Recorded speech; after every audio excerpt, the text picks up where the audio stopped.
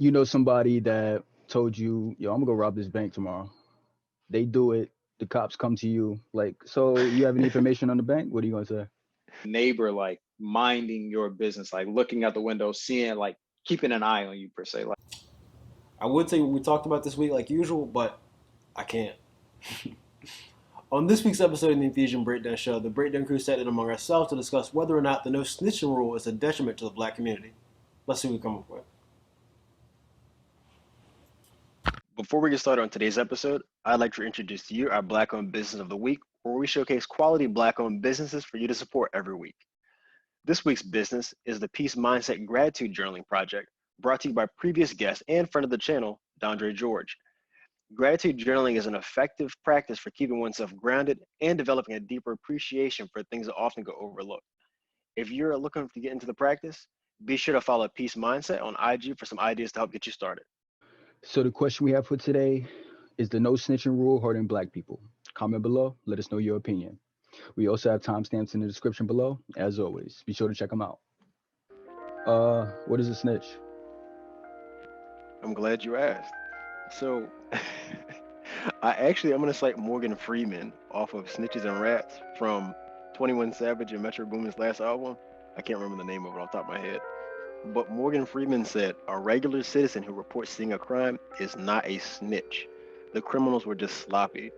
And I think that's where a large part of the problem around no snitching comes into play, because people have a misconception of what it is. It's like, if something happens to an ordinary citizen, like their car is vandalized or I don't know, whatever, and they happen to report it, okay, that's different. But if you happen to be a person who you portray yourself to live a certain lifestyle, and then you go and tell, okay, then I can see why the perception is different, because you're operating in two different realms. It's like you want to be part of it, but then you don't want the consequences that come along with it. So I can see that as being problematic. And I think that a lot of people conflate the two. They think that just because somebody is going to an authority figure within a certain instance, that constitutes snitching, and there's like a certain stigma towards that. And I think that as you get older and mature and get into the real world, you see those real consequences, things like that. Like if somebody was to like in the example that I gave before, like if somebody goes and vandalizes your car and then you go and beat the shit out of them, like there's real consequences. You could actually go to jail for that. I mean, not saying that it doesn't warrant some kind of anger, and that's not justified in doing that, but I'm just saying that there are real consequences, and that may not be the best course of action for you to take. So I guess I'll leave it at that for now. And so you mentioned what it isn't. Did you say what it is? What is a snitch? Yeah, somebody minding somebody else's. Okay, so part of the subsequent thing lines what he said in that intro was, a snitch is someone minding other folks' business to find information they could sell for a price or trade for some other form of compensation. So it could be for favor, like you said, money, or any of those kind of things, attention. So scenario, you know somebody that told you, yo, I'm gonna go rob this bank tomorrow. They do it. The cops come to you like, so you have any information on the bank? What are you gonna say? If they ask me, I mean, that's a real world scenario where there are repercussions for you. So you gotta think about it. If you lie, then you're an accomplice of the crime, and then you could potentially go to jail for something you didn't do. And that's not something I'm down for. Okay. I mean, would you? No, I'm not lying over somebody else. No. I didn't think so. So another question. If a serial killer lived next door to you, would you call the police on him? Do you know they're a serial killer? I mean, I would assume so. I would assume so. Yeah. So how do I know? I just see. That's a very good question. That's a very good question. Like usually people like serial killers, they aren't flashy about that kind of thing. You know, you don't just see them like toting a body over their shoulders and taking it out. And it's like, man, I seen him go out with like 7 bodies. Like if it was just 6, I would have been quiet about it. But that 7th one, I am. But that's another reason why I asked you though, because some neighbors are more nosier than I know. I'm not the nosy neighbor. Like I know I'm not that person that will look out like, what is he doing today? Oh, look, he got a cat. You know what I mean? So I just asked. Maybe you are the type of neighbor. Maybe you're like, listen outside your door. Like, what's going on? Like, are they having domestic violence next door? What's going on? going on, you know? You said a serial killer, so I'm trying to think like how Yeah, you but know? you could look out your, let's say you look out your back door one time and you see this dude making a hole and putting a body in there or something in his backyard. But serial implies more than one time. So how many times you got to catch him digging holes in the yard? That is a good question. So the first one wasn't enough. Well, okay, you'd have to say serial killer. You could just say murderer. Yeah. Okay. I'm just picking at your scenario and trying to see how much information was going to be given. But you said, okay, well, a murderer, and I mean that's something that I thought about too, because it's like I love First 48, and you always see the people on there, and they're asking for justice for their family members, for their friends, their loved ones, and nobody wants to talk. And then like the people who do talk, okay, so this is really weird too, how when they finally do find somebody who does give them information, they don't do their best job to try to hide it, because like they'll show like the color of the house, and they'll have like other identifying details about that person shown in the clip, or they'll give like sometimes they could be giving fake names or something like that. But to me it feels like if you were to get somebody to give you information on a crime like that, they would do a little bit better job of hiding that stuff for that person's safety. That's a part of the reason why people don't tell on stuff and don't give information to the authorities. Like I understand that because you're afraid for yourself. But to your main question about if it was a murder, I think that that's something serious enough to where the consequence would warrant that. I mean, I also think that I'm just trying to find a line. I'm just trying to find the line Yeah. of what you referring to as what is actually a snitch, and also the definition that you actually said. Do other people actually agree with that definition and That's a actually go good with that question, too. definition? I think one of the things you can use to differentiate is there's such thing called Tattletaling. So it's just like small things that don't really amount to anything. So me telling that,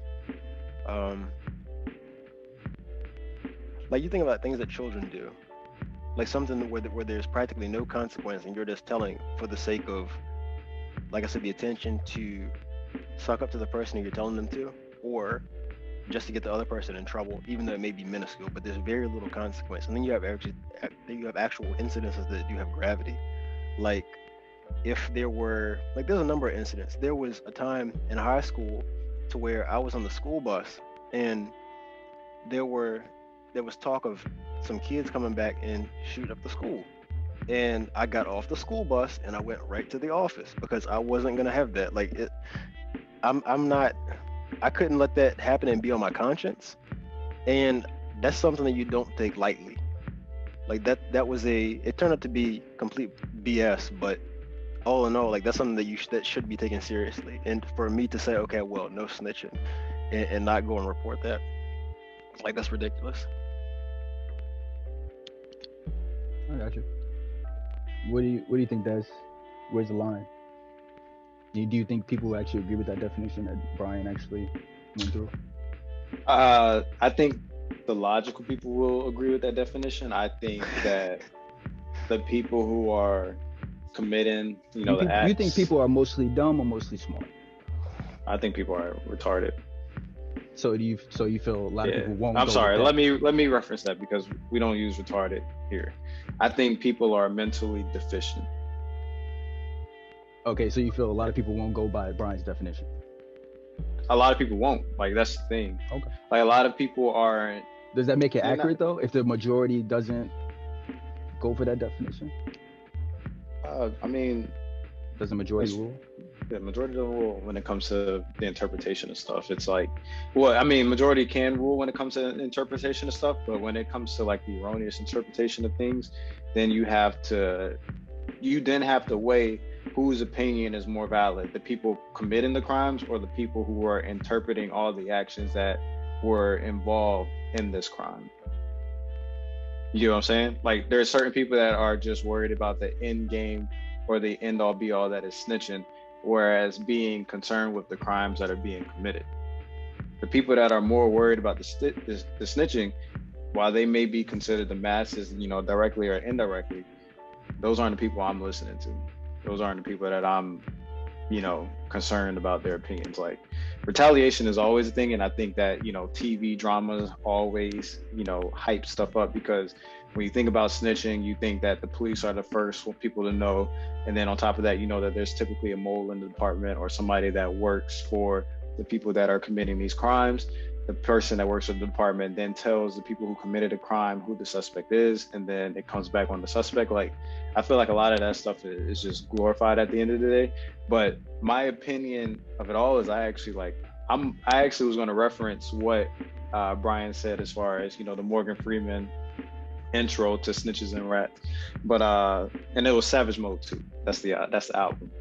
But the definition I'm gonna go with is really what Pharrell said on Drink Champs. Like, for me, I'm one of those, I'm very, very aware, I'm very conscious. Like, I'm somebody that analyzes every aspect of every room that I'm in. I'm gonna remove myself. And if I can't remove myself, I'm gonna let it be known, like, yo, this isn't my shit. Like, this has nothing to do with me. If y'all get caught, sorry, nigga, I'm trying to come home. Like, that's the end of it. Like, y'all get caught and it comes back on me, I'm going with Pharrell's definition of it, because it's like, people understand that there is inherent risk with everything we do in life, but some risk is just retarded, but because it has a high reward. But that risk ain't got nothing to do with me. Like, I'm gonna always let it be known that, like, I have no idea, nothing. I had no idea what their intentions were with this thing.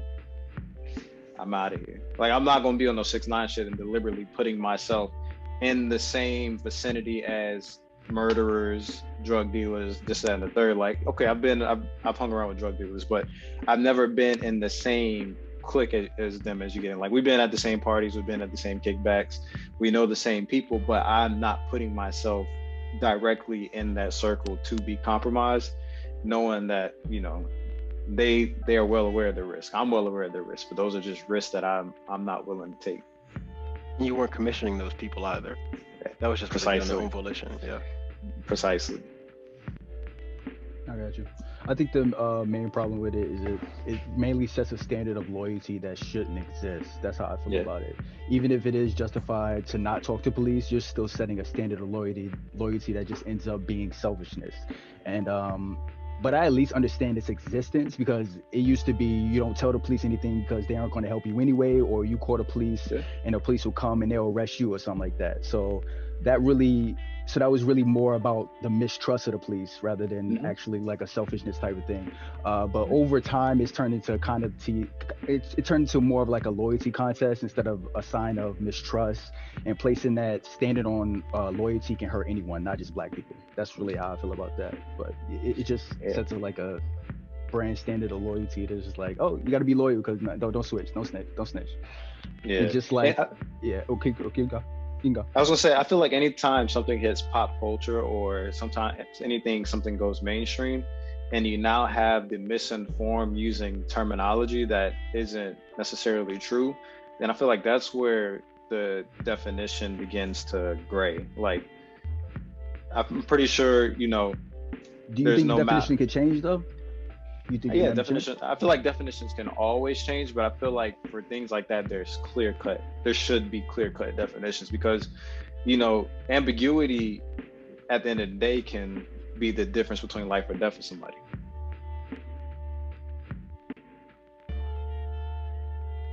Like, I mean, just to be, you know, very, very, you know, straight to the point, ambiguity with this particular definition can be the, you know, difference between life or death. And I think, you know, does it hurt the black community? I mean, I think it misguides them. Like, their community is their community. Our community is our community.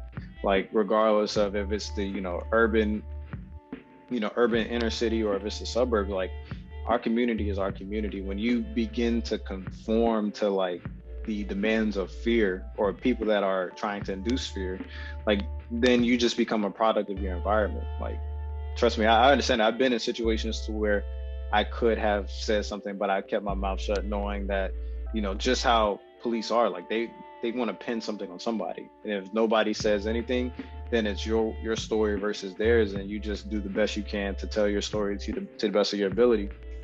But it's like, in more severe hindering cases, like, I mean, if you have the ability to like clean up your community, then you know it starts at the grassroots level. Like you got to have a true understanding of what something like that is before you go flipping a coin of should I snitch or should I tell or should I not tell? Is it my life or is it, you know, the right thing to do? Like, you know, But you so gotta, a person could say, like, let's say you're talking about it, the right thing to do. You say that, and I think it goes into more about what the person feels. Because look, we was talking about Judas and the Black Messiah on Xbox, where Javante was talking about it, right? He was talking about Yeah. the O'Neal dude, right? In his mind, he could think of it that's actually the right thing to do because the FBI thought the Black Panther Party was more like the Ku Klux Klan. You know what I mean? I'm glad you said that. So like I was actually watching this video last night on YouTube and it's about soul loss. And it's like when you lose your soul and your soul becomes fragmented, there are certain entities that choose to enter those spaces that have been fragmented and they can essentially control what your view on things are. So this is somebody, and we're going to use this particular example. This is somebody that was committing crimes, impersonating an officer. Like, it's pretty safe to say that he had a shattered soul. The FBI may not be looking at it from this perspective of view of like soul loss, but they have now realized that they now have leverage over this person. This person is choosing between freedom or spending 5 years in jail. So he chooses freedom in return of providing information. Now, because we have already acknowledged that, you know, he has a fragmented soul, he then has the other, you know, I'm not gonna say presence of mind, but he has all these other entities that can come in and convince him that he's doing the right thing. Keyword is convince. Like this isn't guidance of your intuition or anything, like a spirit guiding you, telling you to, you know, do this stuff. This is him like over time grooming himself to like, hey, I'm doing the right thing for a better cause, when really he's known all along that what he's doing is malicious. But when you have that fragmented soul and those entities can reside essentially in your conscious or your subconscious, it opens the door for you to trick yourself into doing wrong for the sake of you believing that it's good. Like if that was truly genuine in the sense of what he was doing for the party, then he would have lived and died he would have been in the room when they just shot up the room and he was nowhere to be found. But we know for a fact that, and I mean, even as I'm not sure if you were still in the conversation at that point, but like as soon as that interview came out where he was saying, you know, he was doing good for the revolution, he killed himself. Yeah, the next day. Like, right yeah, like this was a shattered individual that was susceptible to manipulation, not just manipulation from outsiders, but manipulations from his conscious and his subconscious mind. Like shit like that is a real thing. And there's people in these communities that think that same way. And it's literally a battle of the logical versus illogical. The people who are choosing to be present in their frame of mind, and then people who are just choosing to go through life, you know, essentially for what it is. Like it is a race at the end of the day, but there are some people that choose to go through life or hating their environment or trying to place blame on something else and you know, using that to fuel their actions. And I think, you know, misinterpretation is going to be the outcome of that, but it's like, okay, are we really providing validity to this argument because the mentally ill are trying to tell us that this is their definition of this crime, and the logical are trying to tell us this is the definition of this? Like, I think that's just asinine in itself. Like we should all know what, you know, snitching is, but because mainstream has provided so many images and viewpoints of what it could be, whether it be artists or you know, thrillers, as far as, you know, crime shows, crime movies, whatever it may be, like, you know, it gives the people who are committing these crimes more fuel to, you know, back their claim of what snitching is versus what snitching isn't. And then we're like, no, the definition hasn't changed. Y'all have just had people misuse what the true definition is, and because it's mainstream, it's easier to get more people to, you know, believe in this ideology. But it's misused ideology. It's harmful ideology, and it's a weaponized ideology that can, you know, like I said, be the difference between life or death, depending on, you know, your interpretation of the word. Okay. What if we do it more on a lower level, just a regular person, like just a nosy neighbor, like a old lady who looks out the window and sees somebody doing drugs and call the police? That may be right to her. Is she still classified as a snitch? Absolutely. Okay. Because thing is like, okay, we have to like, at some point there is, you know, community over the individual, but when we look at drugs and we look at the black community, like we know for a fact, and I mean, even if you want to take this to, you know, suburbia, but when we look at the community, like black people aren't the ones placing those drugs in the community. So in that case in point, like, you know, the argument is there, like, is it snitching? Is it not snitching? Like, you know, you can have some argument there, but when it comes to like just simple like weed use, and you know your neighbor smells marijuana as they take their trash out at night or whatever, and they choose to call the cops, like I ain't gonna lie, man, that's a question. It's really great in the sense because, you know, it requires more thought. Like I kind of have to recant what I've said thus far because it really isn't complete. But Because I'll they might say just that not like the smell. Like you might, it's not that. It's the, like I said, it's like the imagery that is provided by media, whether it be social media or TV. But it's like when you think of you know the smell of weed or whatever, you think of the drug trade. Think of the drug trade, you think of violence, and you can sometimes say that maybe that person who has chosen to call the police is acting within their own self-interest out of self-preservation because they don't want to watch a situation unfold to say, okay, well, maybe they were using it for recreational use, or maybe they were using it because they were selling it. And now you have people coming into your community, shooting it up, or, you know, starting turf wars or whatever may, you know, ensue because of this person selling marijuana next to you or selling coke or whatever. Like, I could understand it in that aspect, but it's like, you know, it had nothing to do with you at the same time. Like, I mean, I would consider it snitch. Yeah, just based off the definition. Like, I mean, yeah, you know, you would be a snitch. What do you think, Brian? For somebody telling on somebody for, if they just see somebody selling drugs? Yeah. I mean, Morgan Freeman said that's a sloppy criminal. I mean, if you're gonna do stuff like that, then you know you take that risk. That's a risk that those kind of people accept. So, I mean, the legality of weed is an entirely different thing. Like, I don't think that it should be criminal by any standard, but I mean that's a different discussion. Okay. Yeah, like, but it was like more or less just from like the perspective of the neighbor, like minding your business, like looking out the window, seeing, like keeping an eye on you per se. Like if it's from that perspective, then that's where I feel like, you know, it's just, like it's a bit. If they're doing intentional surveillance with the intention of finding out something to pin on you to get you in trouble, I could see where that is problematic. But like with the example what Josh said, he said if the neighbor sees that, he didn't say that the person was setting up sting operations and getting like they just happen to look, like you washing the dishes, you can look out your windows. Like, don't get me wrong, if you sitting on your couch and you cracking the blinds like every 5 minutes, every time your car by just for the sake of like gathering information, okay, you got a problem. Yeah. But if you happen to be, like I said, washing dishes and you look out the window and see some shit and it happens to be something like that, okay, well that's a different situation. That's different from somebody being a sofa vigilante. True. Okay. Gotcha. Josh, when you asked this question specifically, does snitching hurt the black community? So I was thinking back to last year with the incident that happened between Tory Lanez and Meg Thee Stallion, and so I was thinking that it most certainly does hurt the black community.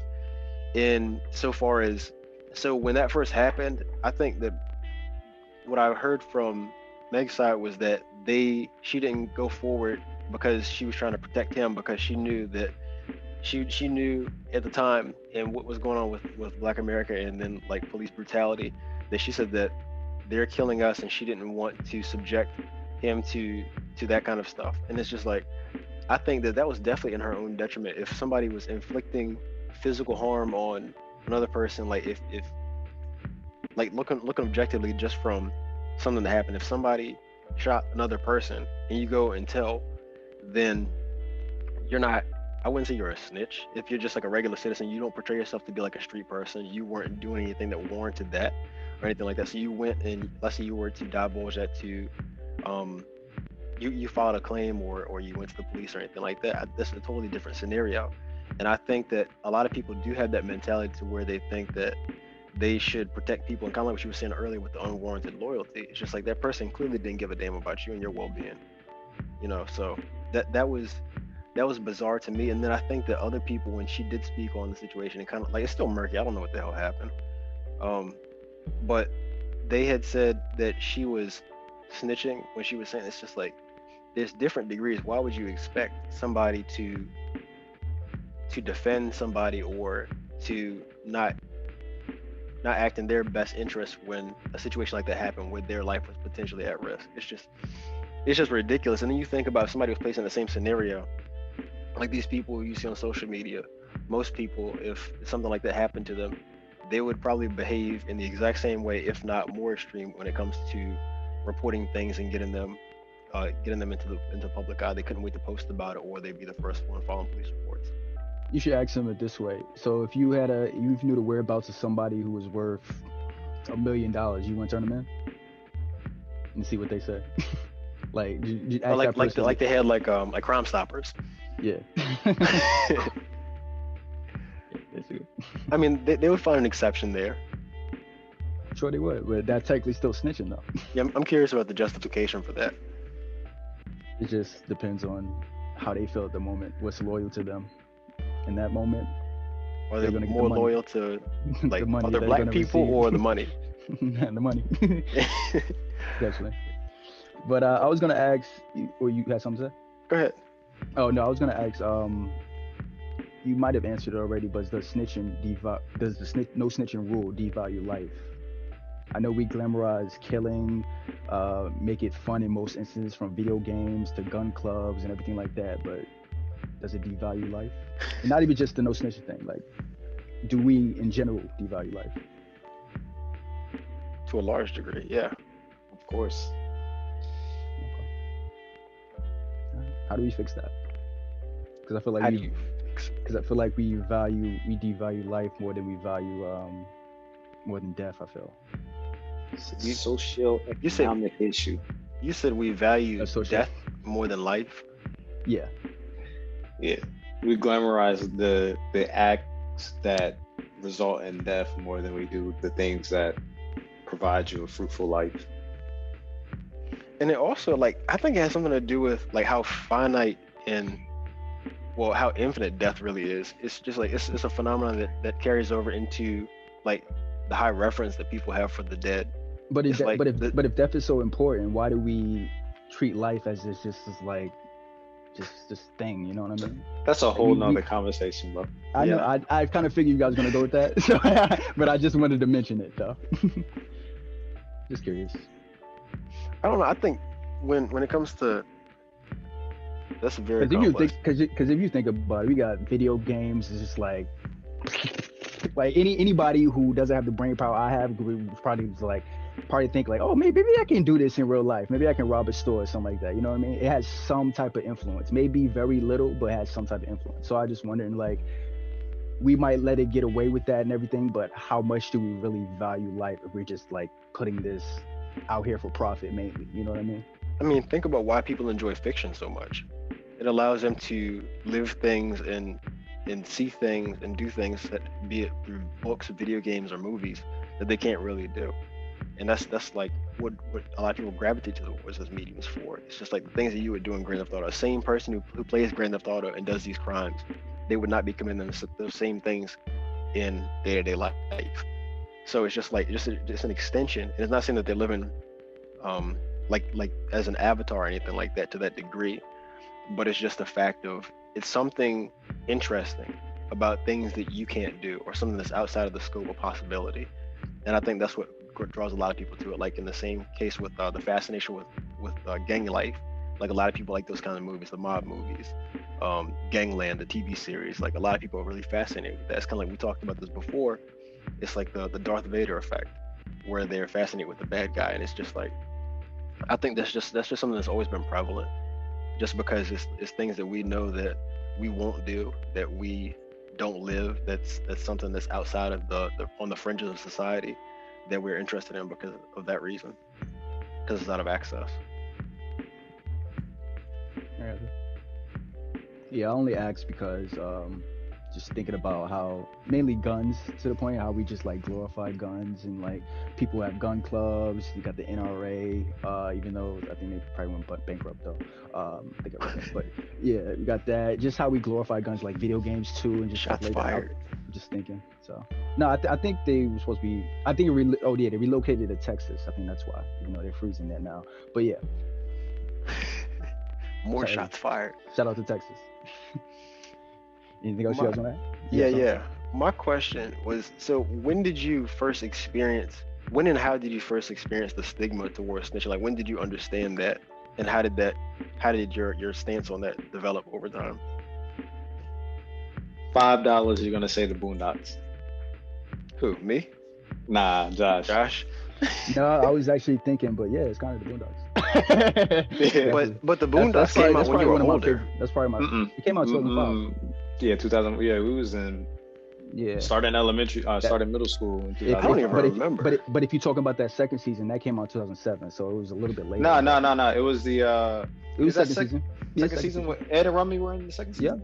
Yeah. They was in the first season so too.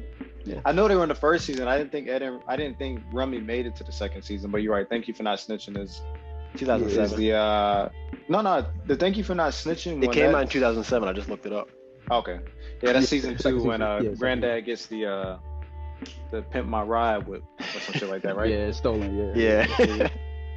Yeah, Ed Rummy did it, and Riley was the only one that knew. Yeah. I love that episode. Thank you for not snitching, you dumb motherfucker. just drove off. It's hilarious. But yeah, I would say the Boondocks definitely though. I didn't really understand. Like, I always had questions about the no snitching thing, but I think Boondocks really helped me clear it up for the most part, especially with me being young too. And I was like about to go into high school at that point too. So when that episode was coming out, so yeah. Right. When did you do it?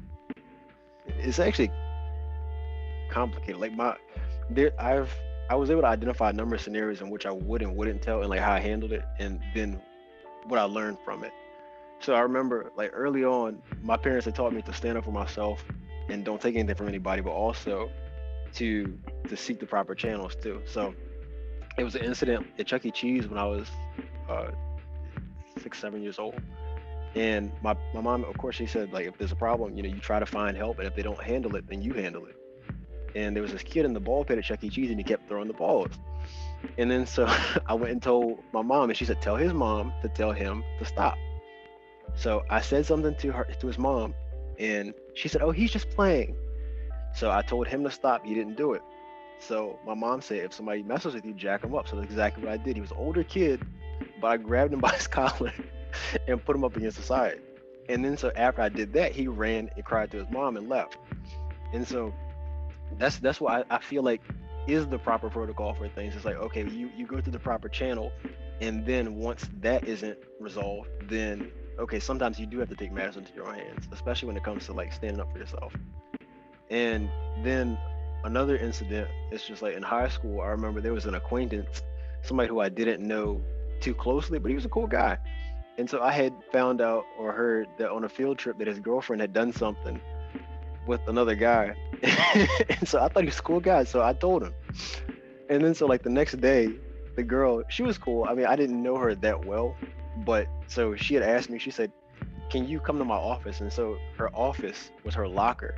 And so she asked me about what I had told him at her locker. And I was just like, damn. At that moment, that's when I realized when it comes to like stuff like that, I ain't never saying nothing else again, because when you do bring it to somebody's attention, first off, they're gonna throw you under the bus. And then two, it doesn't make any kind of difference. You think you're helping somebody, but you're not. So it's just best to like, in matters like that, I definitely think that it's best to mind your business. And that's what made it very evident to me. And that was like I said, it was in high school. I was pretty young at that time. But there's definite instances where, like with what I was saying earlier about like the guys when they was supposed to like come shoot the school or something like that. That was something to where you definitely would need to speak up. I feel like I mean, I can't speak for you guys, but I would like to think that you would, or something of that kind of magnitude. It's just like, it depends on the degree of seriousness and also the consequences. It's a very case-by-case basis, because, I mean, it's a very complex thing. And then just given the stigma of when people bring things to other people's attention, it's not always well received. It's not always worth it. But it's, like I said, very case by case. So, I mean, I can't really say that there was one particular instance that informed me that telling was a bad thing. But I can't say. You never heard it when you was growing up from kids? No, I can say that there was definitely, like, there was always a presence of, you didn't, like, that was looked down upon. Like, even like as a young kid, I mean, I did have interactions like that, and then also took things into my own hands. I didn't always go to the proper channels about stuff like that, but I do remember, like, that was something that was definitely looked down upon. But I can't say it like that. Like I said, there was not like one particular incident. Yeah, when it goes to the proper channels thing, I feel a lot of times that didn't work. So usually if I was younger and I was in some type of situation like that, I would just remove myself from the actual situation. Because I know, like, 9 times out of 10, if I go tell somebody, we're like, oh, okay, we're like, what are you gonna do about it? What exactly are you gonna do? You're just gonna tell them to stop? That's not gonna stop. That's not gonna, like, oh, okay, yeah, you told me to stop. I'm gonna stop doing this to this person now. You know what I mean? So but by you not doing it, it's like you're not even giving it the opportunity. You're just saying, okay, I know this. You're making the assumption, and then I feel like when you do bring something to somebody's attention, like an incident where I had the altercation at Chuckie Cheeses with that kid, I gave him an opportunity. I gave him and his mom an opportunity to stop. And then they didn't do that. I know about that, but I think about that situation, I think it would have been better if your mom went up to the lady and was like, your son is messing with my son. Can you stop before he punches him? Or something like that, to that nature. But I feel like she didn't listen to you because you was the kid anyway. She was like, oh, don't worry, honey. She's just playing. Don't worry. Like, yeah, you don't have the danger. You know what I mean? So a lot of time the adult doesn't even understand what the child is even talking about or even actually going through to even do something about the problem, or they don't care. It's not that hard. What do you mean? It's not that hard to be an adult when it comes to, like, things with children. Like, you know what right and wrong is. You're supposed to be the one teaching the kids. It's not that hard, Josh. I mean, you can argue on the behalf of delinquency and the ignorance and say that, okay, that these parents, these teachers don't know. But I think it's very clear and it's very cut and dry. And, like, with the incident, what I was saying is that once that happened, that was, I don't want to say it was justification, but it checked all the boxes. There was a definite order of operations. There was, okay, I tried to handle this the proper way, and now I'm going to handle this my way. And you might not like my way, so it's best for you to handle it the proper way. And it wasn't anything where it was like life or death or anything like this was just a scuffle among kids, like something very small. But I do think that by not seeking the proper channels, you are robbing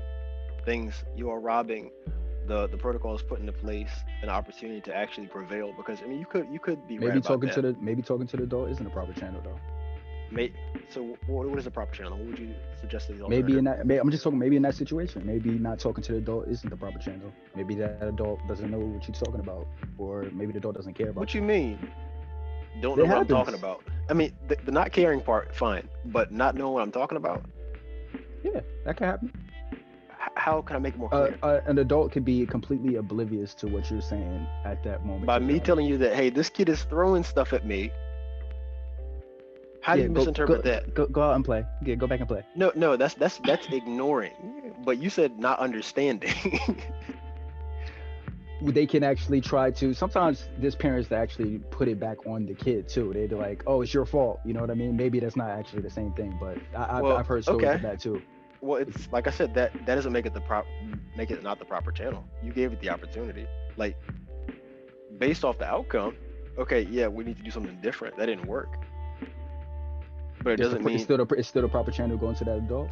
How do you know that adult's particular set of abilities before you do that? Like, are you psychic?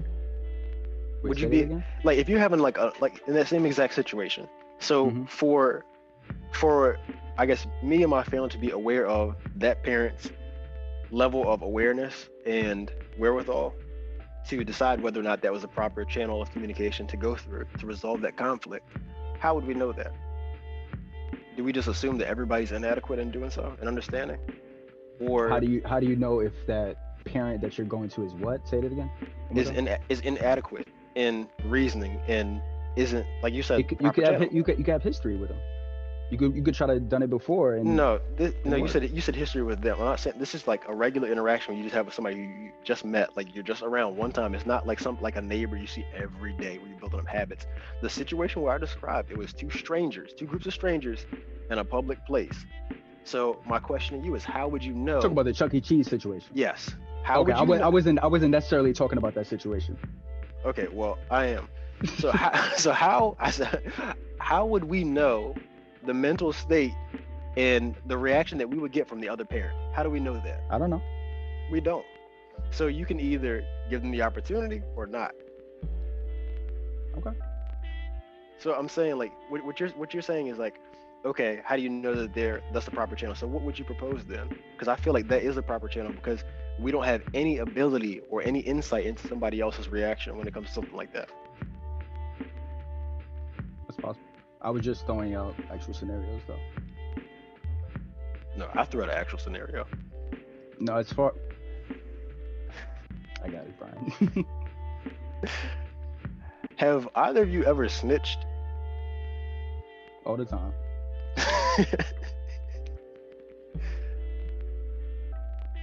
Are we going by your definition? Don't you have your own? Or would you, whatever one you're gonna go by? I don't know the definition. That's why I asked you guys. I don't fucking know. But we informed you. We just talked for the past half hour about this. That's why I asked your definition. No. Okay, not necessarily. I still feel everybody has a different definition of what actually it is. So you didn't find anything that we said informative about the definition of snitching? No, I do. Okay, so do you subscribe to that? Do you believe that? I do believe that. I don't believe everybody else does. Okay, so you said you believe that. Great. Okay, so according to your beliefs, have you ever snitched? It's that simple. No. It's literally that simple. I said your definition, no. But no. Okay. I mind my own business. Yeah, I mean, that's a general good rule of thumb. If it doesn't pertain to me, I don't involve myself. Nah, I definitely snitched. I think the first time I snitched probably was like on some, how old I'd been at the time? I think I was like in second or first grade. I used to, this was like around the time my parents were going through OCS and stuff, which is Officer Candidate School. So I used to spend a lot of time with like some of their trusted friends and stuff. And I remember I have, I don't know if she's my god sister or my brother's god sister, but one of my close friends from childhood, her name was Amber. And I remember we were at her little table after school eating snacks. And I remember I had just got in trouble because I think I was still in first grade. So I might have wet their bed and I didn't tell my mom. So I got in trouble for it. So I was just like pissed off about it in general. Like I was mad because I got a whooping because I had did something and, you know, I got disciplined for it. So long story short, we're at the little kids table and Amber's mom told her to do something. And like, she said it snarky, like she like meant it. Like there was some, you know, intent behind her words as she was saying it. And Amber, like she stuck her tongue out at her mom while her mom's back is turned. And I was like, ooh, miss, Amber stuck her tongue out at you and she got her ass beat because of that. And I was like, it had nothing to do with me. Like I wasn't a part of the conversation at all.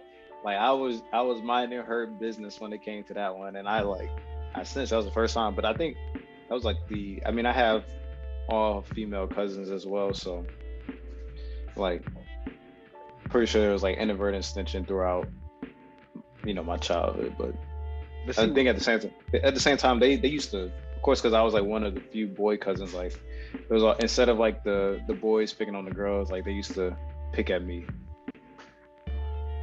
But in the scenario, so we would always be going back and forth. The scenario you just gave, it was something to where it had nothing to do with you. Like the fact that she had stuck her tongue out with her mom, but you was hurt because you had just been whipped for whatever reason, and so you decided to involve yourself in somebody else's business. That was a key component of it. Exactly.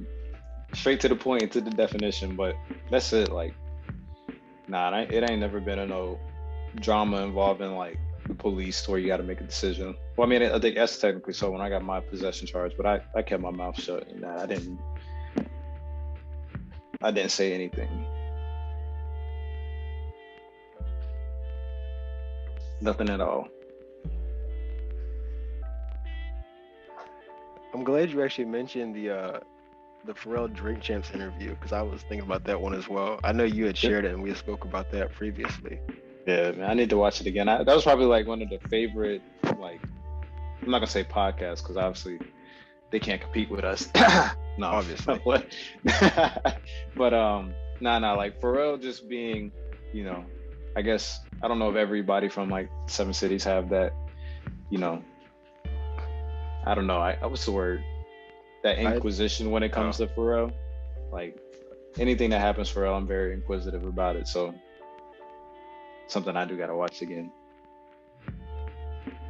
I have another question too on the topic of this. So this question was specifically framed towards the Black community. Does this affect other communities as well?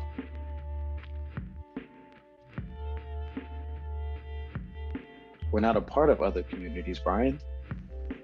Well, they gotta do anything. We can't speak for other communities, man. I don't know.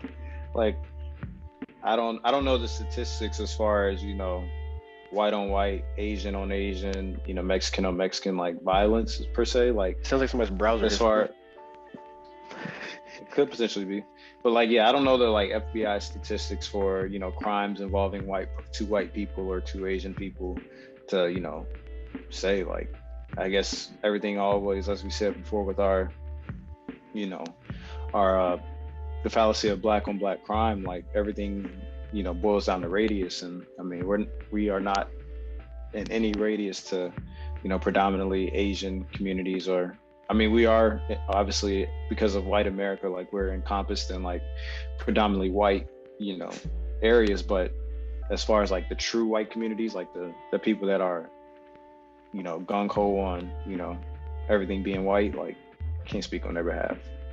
It's not what I was asking precisely. I was asking more so so I wasn't asking about intraracial crime. I was asking, does no snitching apply and affect other communities in the sense of when things happen to white people, when things happen to Hispanics, when things happen to Asians, you know, when things happen to people from the Middle East, you know, do they have those stigmas as well? Like, what are your thoughts and experience with that? Like, do you feel like this is something that's exclusive to the subculture of Black people, or is this something that's more expansive? I've heard white people and other ethnicities use the no snitching thing, but it's not taken as seriously as it is as far as Black culture though. That's how I feel about it. Do you have any idea as to why? Because we came up with it. We take it more seriously because we came up with it. So what's the origin of it? Just out of curiosity. I didn't look it up exactly, but I believe it has something to do with people not wanting to call the police at first, which resulted in like a movement like don't talk to police, like no snitching, and then it gradually evolved over time. But I haven't looked at the actual history of it, so I could be wrong.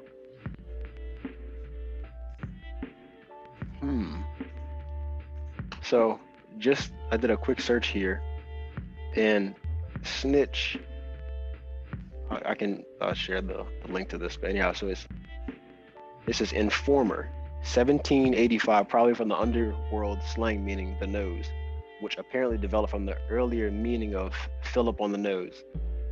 And so this is dating back to like this one says 1670s.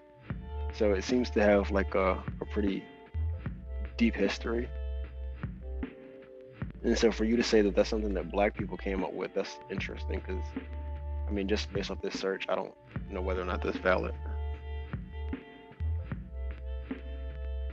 But I definitely do think it's more prevalent within our community, like the perception of it, the use of it, especially in the modern context.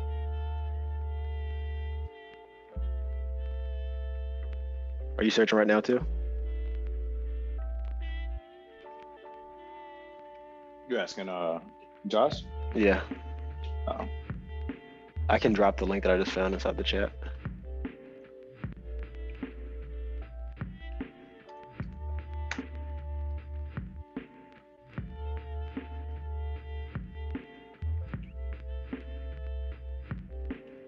Apparently there was a campaign in 2004, Baltimore, Maryland. Ronnie Bethel. The campaign in 2004. What about it? The Snitches campaign or Stop campaign Snitching? first gained national attention in late 2004 in Baltimore, Maryland, when a DVD released by Ronnie Bethel titled "Stop Snitching" began to circulate. The slogan was, and many other variations existed in the United States long before, but I think that's when the campaign actually started.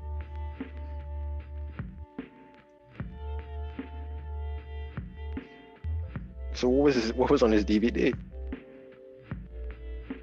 I'm not sure. I wonder if we can get a copy. Oh, Carmelo Anthony was in that video. I think I remember that video actually. Hearing about that. Yeah, I remember that actually. I think it had something to do with, I don't know, I forgot. But it was in one of those documentaries, yeah. One of the guys who had ties to that DVD's production actually got killed in 2015. I'm guessing no witnesses. I don't know. Interesting. Yeah, apparently before that, but I think that's when the actual campaign started. But yeah, anything else you guys want to add though? Tess? No? You said no, Brian? I wasn't looking. How do we correct the perception of differentiating when it is and isn't snitching? Just last minute thoughts. If everybody starts thinking about the same definition, but that's not how that is. Everybody's on the wrong end of the actual definition. So you're saying we just raise some money, get a Super Bowl commercial in 2022? Put an ad out. That won't necessarily do anything. If everybody starts, you have to believe it. You can't just put an ad out. You gotta believe, like, Snitching is something else, but it's transformed to what it is now, so I don't think we're nowhere near that though. They just feel it's something completely different. Like, you talking to the police or you snitching? Like, what's going on? But as far as like getting the actual stigma back to how it actually is, I don't know. Like, you got an offender bender. Who you calling first? If I get an offender bender, who am I calling first? Yeah. Definitely the police. You're not calling your homeboys to come. Nah, you're calling the cops. Yeah. But yeah. Do you have any thoughts on the correction of the perception? Just dialogue. Sensible dialogue. That's about it. That's the only thing I can think of. I think it's all right for multiple definitions of the word to exist at this point, man. It's like, it's your free will. It's your free will for you to believe in what you want to believe in. Who set this definition up though?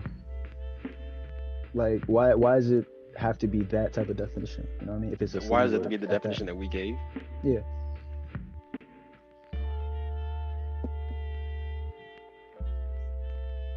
Why can't it be anytime you talk to a cop? I feel like the perception of it, because anytime you talk to a cop doesn't constitute snitching. Like, it doesn't. So remove the word. So let's say snitching by its default is a derogatory term, a snitch, right? So by you interacting with the police, it does not warrant you being called a derogatory term. The situation. But they use snitch as you giving up information and giving it to the cop. That's all they think of a snitch as, giving up information and giving it to the cop. So if you're talking to the cop, you're more likely giving them information, which means, i.e., you a fucking snitch. I.e., my example, you get an offender bender, you talk to the cops. Okay, well, using that piss poor definition, it meets the bare minimum requirement. You are giving information to the police. I know. I'm saying why? I understand. But I understand. That's what I'm saying. There's too much flexibility with that.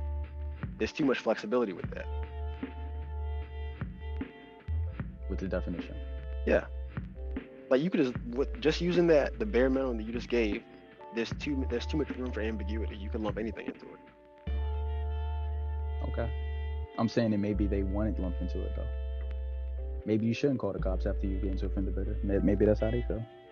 Oh no, I'm in this episode because I see you bugging right now. All right, you good? Anything else you got to add, Des? Nah, I'm good, bro. Y'all bugging for real. All right. You got an album of the week? Anything? I'm gonna do it'll be a repeat, but it's been a repeat. It's an album that we haven't repeated in a while. It's gonna be a Victory Lap.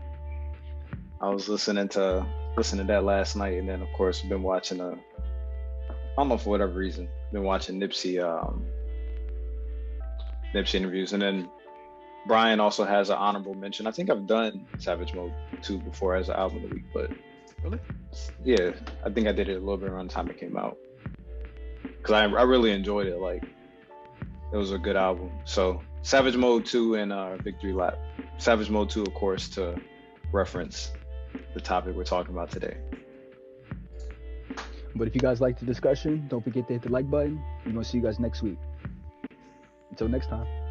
But while you're here, be sure to check out other great content from the Breakdown crew, including previous episodes of the podcast, Joshua vs. Movies, Joshua vs. Music, and of course, haven't forgotten about my plant lovers, Feel the Love.